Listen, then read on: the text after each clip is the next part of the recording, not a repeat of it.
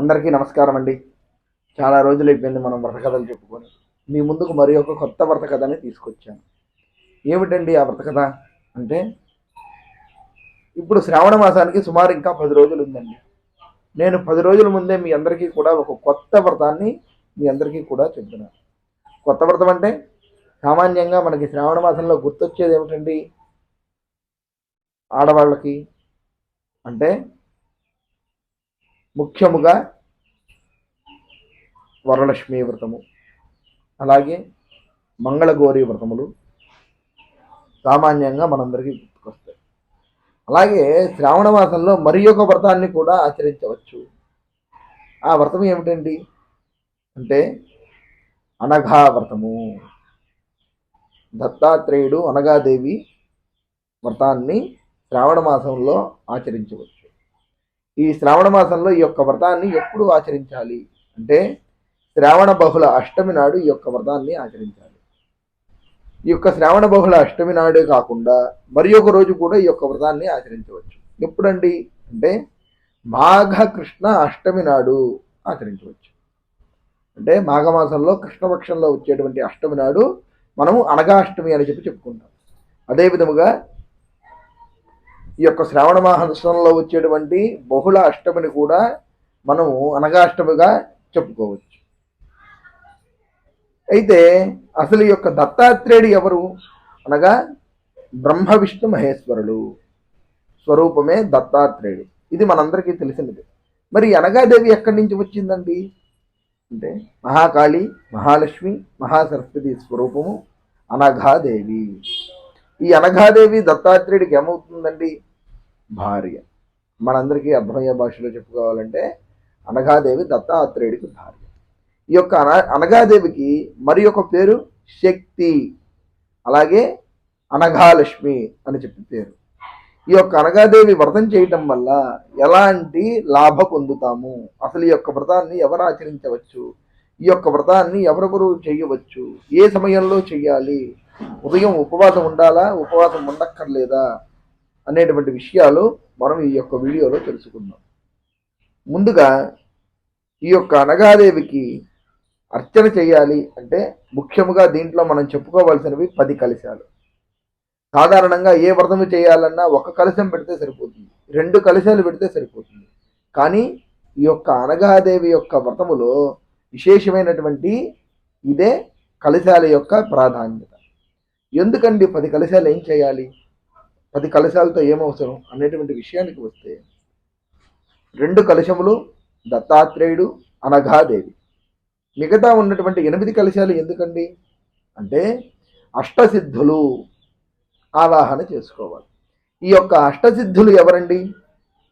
దత్తాత్రేయుడికి అష్టసిద్ధులకి సంబంధం ఏమిటి అంటే ఈ యొక్క 8 మంది అష్టసిద్ధులు కూడా దత్తాత్రేయుడి యొక్క పుత్రులు.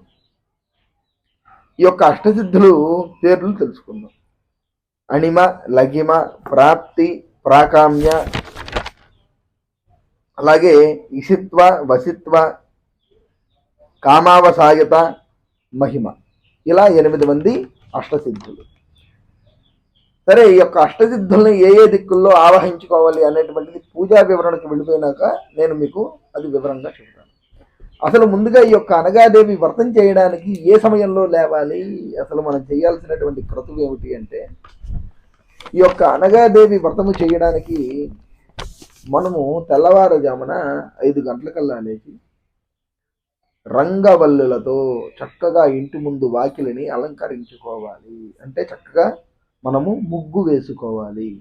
ఇంటి ముందు ముగ్గు వేసుకొని చక్కగా ముగ్గు మధ్యలో పువ్వు, పసుపు, కుంకుమ ఇలాంటివి వేసి అలంకరణ చేసుకోవాలి. రంగులు ఉంటే రంగులు వేసుకోవచ్చు. అలంకరణ చేసుకున్న తర్వాత ఈ యొక్క కలశాలకి రక్షా సూత్రాలు తయారు చేసుకోవాలి. ఎన్ని పోగులు వేయాలి?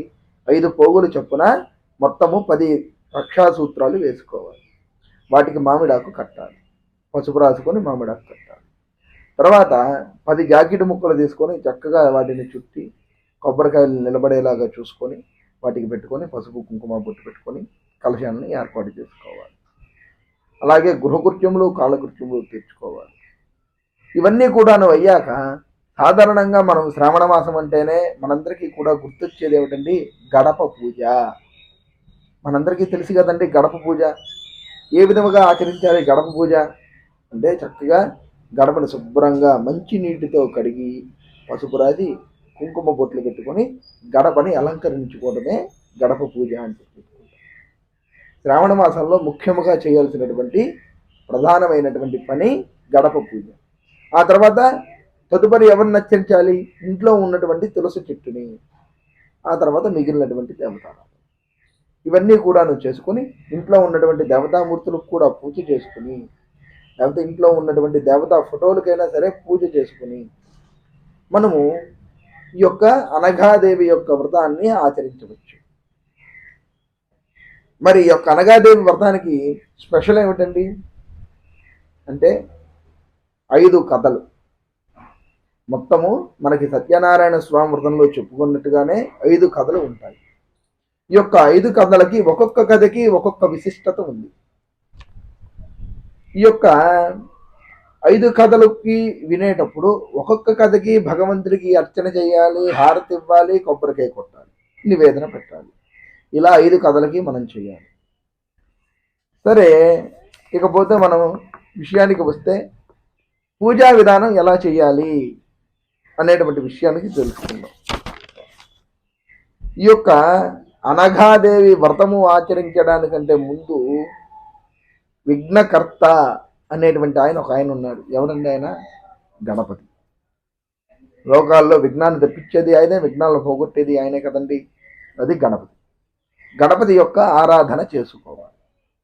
చేసిన తర్వాత గణపతి పూజలో ఆయనకి తదుపరి ఉపచార పూజలు చేసి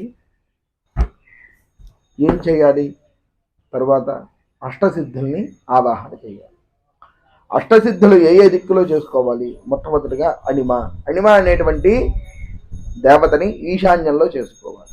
లఘిమ అనేటువంటి ఆయన్ని ఆగ్నేయములో, ప్రాప్తి అనేటువంటి ఆయన్ని నైరుతిలో, ప్రాకామ్య అనబడేటువంటి ఆయన్ని వాగివ్యములో, ఇసిత్వ అనేటువంటి ఆయన్ని దక్షిణములో, వసిత్వ అనేటువంటి ఆయనని ఉత్తరములో, కామవాసాయుత అనేటువంటి ఆయన్ని పశ్చిమములో, మహిమ అనేటువంటి ఆయన్ని తూర్పులో ఆవాహన చేసుకోవాలి. ఈ యొక్క 8 మంది దేవతలు. దీంట్లో మనం ప్రధానముగా గుర్తుంచుకోవాల్సినటువంటి మరొక విషయం చెబుతున్నాను. దత్తాత్రేయుడికి కలశానికి పెట్టేటువంటి జాకెట్ ముక్క పసుపు రంగు అయి ఉండాలి. పసుపు రంగు ఎందుకు అయి ఉండాలి? దత్తాత్రేయుడు మనందరికీ కూడా గురువుతో సమానము. గురుడికి ఇష్టమైనటువంటి రంగు పసుపు రంగు. బంగారుపు వర్ణం అంటే గురువుకి ఇష్టము. అందుకని మనము కంపల్సరిగా పసుపు వస్త్రాన్ని మాత్రమే దత్తాత్రేయుడి యొక్క కలశముడికి పెట్టుకోవాలి. ఆ తర్వాత అమ్మవారికి ఎరుపు కానీ ఆకుపచ్చ కానీ అది మన చాయిస్, మన ఇష్టము. అమ్మవారికి ఎరుపైన ఆకుపచ్చ ఈ రెండింటిలో ఏదైనా అమ్మవారికి ఇష్టమైనదే కాబట్టి, ఆ యొక్క తల్లికి తెలుసు కాబట్టి మనము ఏది పెట్టినా అమ్మవారు స్వీకరిస్తారు. కానీ గురువు మాత్రం అలా కాదు, ఆయనకు నచ్చింది మాత్రమే పెట్టాలి. అందుకని ముఖ్యముగా ప్రధానముగా చెబుతున్నాను, దత్తాత్రేయుడికి పసుపు వస్త్రముతో ఉన్నటువంటి జాకెట్ వస్త్రాన్ని మనం పెట్టాలి. అయితే ఆ తర్వాత అష్టసిద్ధులను ఆవాహన చేసుకొని దత్తాత్రేయుడిని, అనఘాదేవిని మనము ఆవాహన చేసుకొని వారికి తగిన ఉపచార పూజలు చేసుకుని, ధ్యానము, ఆవాహనము అనేటువంటి ఉపచార పూజలు చేసుకుని తదుపరి పంచామృత అభిషేకం చేయాలి. దీంట్లో పంచామృత అభిషేకం ఎవరికి చేయాలి అంటే, రూపుకి పంచామృత అభిషేకము చేయాలి. లేదంటే 3 అంగుళాల సైజు ఉన్నటువంటి దత్తాత్రేయుడినైనా మనము అభిషేకం చేసుకోవచ్చు. పంచామృతాలు అంటే ఆవు పాలు, ఆవు పెరుగు, తేనె, నెయ్యి, పంచదార. ఇవన్నీ లేవనుకోండి, శుద్ధమైనటువంటి మంచి నీళ్లు. ఇందుకంటే ముందుగా విభూది నీళ్లతో అయినా మనం అభిషేకం చేయొచ్చు. మన దగ్గర పంచామృతాలు లేని సమయంలో విభూదిని నీళ్లలో కలిపేసి చక్కగా విభూది నీళ్లతో అవే పంచామృతాలుగా స్మరణ చేసి ఓం నమో దత్తాత్రేయాయ నమః అనుకుంటూ మనము ఈ యొక్క పంచామృత అభిషేకాన్ని చేయొచ్చు. లేకపోతే ఓం అనఘాదేవి నమః ఏదైనా అనుకోవచ్చు, ఈ 2 నామస్మరణలు. ఆ తర్వాత పంచామృతాభిషేకం అయిపోయింది, నీరాజన మంత్ర పుష్పాలు దాకా చేసుకున్నాము. ఆయనకి నైవేద్యము పెట్టాలి. నైవేద్యం ఏం పెట్టాలి అంటే, ఆవు పాలతో చేసినటువంటి పంచదార వేసినటువంటి పాయసాన్ని నైవేద్యం పెట్టాలి. అలా పెడితే భగవంతుడికి చాలా ఇష్టమైనటువంటి ప్రసాదము. అలాగే దీనితో పాటుగా 11 బూరెలు, ఇక తదుపరి పిండి వంటలు, మనం ఏమి చేసుకుంటే ఆ పిండి వంటలన్నీ కూడా నైవేద్యం పెట్టచ్చు. ఆ తర్వాత 5 కథల్ని చెప్పుకోవాలి. ఈ కథలు ఎవరు చెప్పారు, అసలు ఈ వ్రతం ఎవరు చెప్పారు అంటే సాక్షాత్తు శ్రీకృష్ణ పరమాత్ముడు ఈ యొక్క వ్రత కథలు చెప్పాడు. ఒకటి, శ్రీకృష్ణుడు చెప్పినటువంటి వ్రత కథలు కాబట్టి మనం చేసుకుంటే చాలా పుణ్యము. ఇంకొకటి, ఈ యొక్క వ్రతాన్ని ఆచరిస్తే మన ఇంట ఉన్నటువంటి నరఘోష పీడలు, అలాగే ఇలాంటి పీడలన్నీ కూడా తొలగిపోతాయి.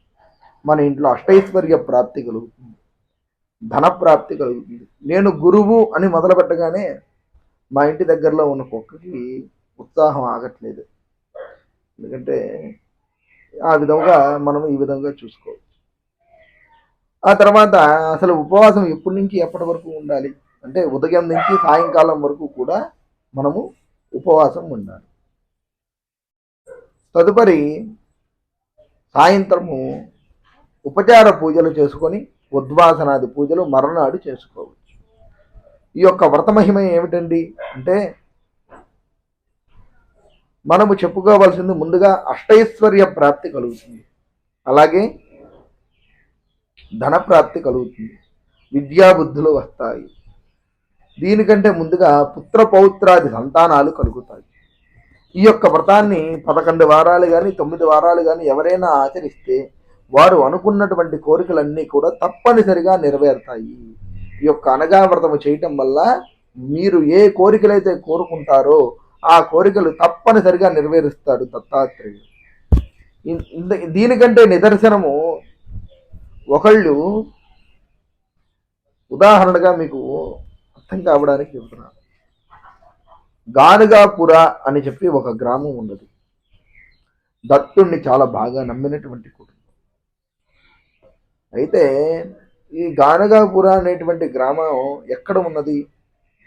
మహారాష్ట్ర, కర్ణాటక బోర్డర్, కర్ణాటక దగ్గర ఉంది. ఈ గానగాపుర అనేటువంటి గ్రామంలో అష్టతీర్థాలు ఉన్నాయి. అష్టతీర్థాల్లో స్నానం చేస్తే అనుకున్నటువంటి కోరికలు నెరవేరుతాయి అని చెప్పి అక్కడ ఉన్నటువంటి స్థల పురాణంలో విశిష్టత. కానీ అక్కడ మనందరికీ తెలియని విషయమే ఒకటండి. గానగాపుర అనేటువంటి గ్రామంలో నది, జీవనది అంతా ఒక్కటే నది, కానీ 8 రకాల తీర్థములు. అది చాలా అద్భుతం, విశేషమైనటువంటి ప్రదేశం, చూడాల్సినటువంటి. స్వామివారిని చిన్న గుహలో ఉంటారు, గుహలో నుంచి స్వామివారి దర్శనం చేసుకోవాలి. అంతా బాగానే ఉంది. దత్తాత్రేయుడి దర్శనం చేసుకుంటే నాకు సంతానం కలుగుతుంది, దత్తాత్రేయుడి దర్శనం చేసుకుంటే నాకు వివాహం అవుతుంది అని చెప్పి ఒక ఆడపిల్ల బయలుదేరి గానుగాపుర వెళ్ళి దత్తాత్రేయుని దర్శనం చేసుకుంది. దత్తపారాయణ చేసుకుంది. దర్శనం చేసుకొని మరలా తిరిగి ఇంటికి వచ్చింది. తను ఏదైతే అనుకుందో వివాహం అవ్వాలి అని చెప్పి వివాహం అయిపోయింది తనకు నచ్చిన వాడితో. అలాగే వివాహమైనటువంటి 4 రోజుల్లోపు మరలా వెళ్ళారు అదే గానగాపుర గ్రామానికి. తిరిగి వచ్చినటువంటి 10 రోజుల్లోపు తనకి గర్భావతి అయింది. చక్కగా దత్తుడే పుట్టాడు కడుపున, మగపిల్లవాడు జన్మించాడు. ఇది ఎంతో విశేషమైనటువంటి సందర్భం. ఇలా కొన్ని ఉదాహరణలు నేను చూసినటువంటివి కానివ్వండి, నేను విన్నటువంటివి కానివ్వండి, చాలా ఉన్నాయి. దత్తాత్రేయుని ఆరాధన చేస్తే కోరుకున్నటువంటి కోరిక నెరవేరుతుంది. ఇది తథ్యం. కావాలి అంటే గురువు చెప్పింది నిజమో కాదో ఆలోచించండి. రేపొద్దున మీరే కామెంట్ పెడతారు, అయ్యా మీరు చెప్పింది నిజమే, మేము అనుకున్నది నెరవేరింది. అలా అని కామ్యము కోసం వ్రతం ఎప్పుడూ చేయకూడదు. ఖచ్చితంగా ఇది నెరవేరాలి అని చేయకూడదు. భగవంతుడిని మనం ప్రార్థన చేయాలి, అలా చేస్తేనే నెరవేరుతుంది. ఇలా ఎవరైతే ఈ యొక్క దత్తాత్రేయుడి యొక్క వ్రతము, అనఘాష్టమి వ్రతాన్ని ఎవరైతే ఆచరిస్తారో వారి ఇంట అంతా కూడా శుభమే కలుగుతుంది. ఇందులో మనము అష్టసిద్ధుల పేర్లు, అలాగే ఈ యొక్క పూజా విధానము, ఈ యొక్క అనఘాష్టమి వ్రతము చేస్తే వచ్చేటువంటి ఫలితం గురించి తెలుసుకున్నాం. దత్తుణ్ణి నమ్మితే ఎలాంటి ఫలితం వస్తుందన్నది తెలుసుకున్నాం. రేపటి వీడియోలో ఈ యొక్క అనఘాష్టమి వ్రత కథలు, ఏవైతే 5 కథలు ఉన్నాయో అవి నేను మన వీడియోలో పెట్టడం జరుగుతుంది. ఇంతటితో ఈ యొక్క వీడియోని నేను పూర్తి చేస్తున్నాను. అందరికీ కూడా సెలవు. లోకా సమస్త సుఖినో భవంతు. అందరూ కూడా ఈ యొక్క దత్తాత్రేయుడి యొక్క వ్రతాన్ని ఆచరించండి. సుభిక్షంగా ఉండండి. స్వస్తి.